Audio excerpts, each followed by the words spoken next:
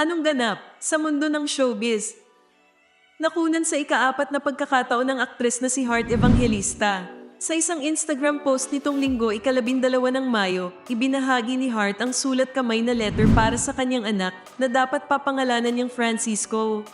I was sure to meet you soon. I had prepared a few things that you may like, but for some reason your beating heart lost its way to us. Saad sa sulat, sa kanyang caption sa post, ibinunyag ni Heart na tumigil sa pagtibok ang puso ng kanilang baby boy ilang araw na ang nakakaraan.